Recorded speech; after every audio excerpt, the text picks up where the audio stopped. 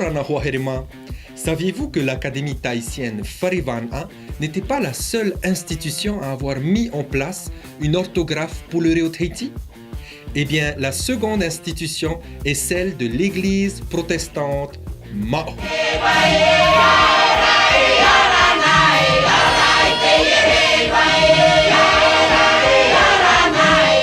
Alors, même si l'orthographe officielle du Reo-Tahiti est celle de l'Académie tahitienne, l'orthographe de l'Église protestante Mahui ne doit toutefois pas être négligée car des milliers de personnes, protestantes ou non, font usage de cette écriture au quotidien.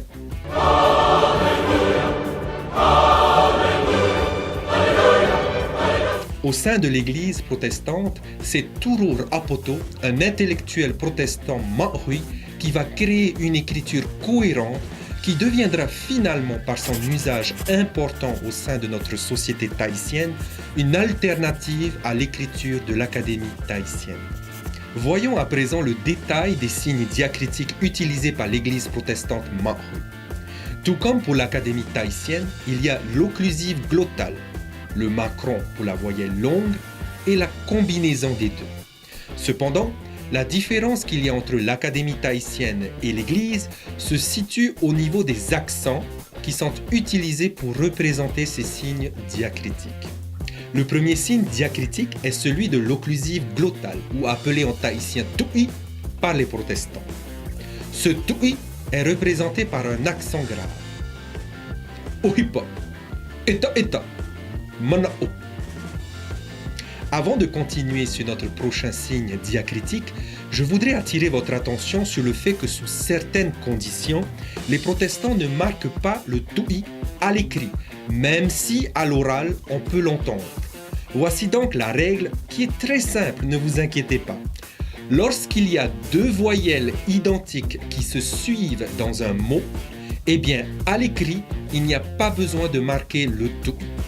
En effet, les protestants partent du principe que lorsque deux voyelles identiques se suivent dans un mot, le coup de glotte à l'oral se fait automatiquement sans qu'il n'y ait besoin de le marquer à l'écrit. Voici quelques exemples. Vous pouvez constater que dans ce mot, il y a deux voyelles identiques qui se suivent. Eh bien, même si à l'oral on peut entendre le tu'i, ta'ata, rappelez-vous que dans ce cas, la règle veut que le tu'i ne soit pas marqué à l'écrit. Continuons avec la suite de nos exemples. He'euri,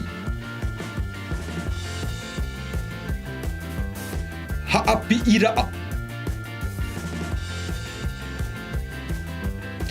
Le second signe diacritique utilisé par l'Église protestante Mahui est exactement le même que celui utilisé par l'Académie tahitienne, c'est-à-dire le macron pour indiquer une voyelle longue. Cependant, les protestants ont leur propre appellation en Reo-Tahiti pour ce signe diacritique. Il s'agit du taub. Puoi. Pamu. Dioi. Et enfin, le dernier signe diacritique est l'équivalent de la combinaison du Farivana, que les protestants, eux, appellent tafare et qui est représenté par un accent circonflexe. Amu, arue, oura. Maintenant, pour que les choses soient le plus claires possible et éviter ainsi toute confusion, je vous présente un comparatif des signes diacritiques utilisés dans les deux orthographes, celle de l'Académie tahitienne et celle de l'Église protestante Mahu. Pour l'occlusive glottale, l'Académie tahitienne utilise l'apostrophe, alors que l'Église protestante, quant à elle, utilise l'accent grave. Observez les accents et écoutez la prononciation. Oh. Pour la voyelle longue, la situation est encore plus simple puisque les deux institutions utilisent le même accent, c'est-à-dire le macron. Poiri. Pour ce qui concerne maintenant la combinaison, l'Académie tahitienne utilise à la fois l'apostrophe et le macron, alors que l'Église protestante utilise l'accent circonflexe. Aou. Commençons concrètement maintenant à faire des phrases en Reo-Tahiti avec les deux orthographes afin que vous puissiez voir la différence. Vous êtes prêts? Waremo. Teye te nun a mao.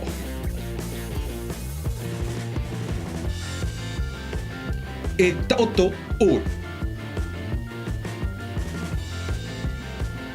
Et amu oe ite ita. Faites attention cependant à ne pas mélanger les deux orthographes dans la même composition.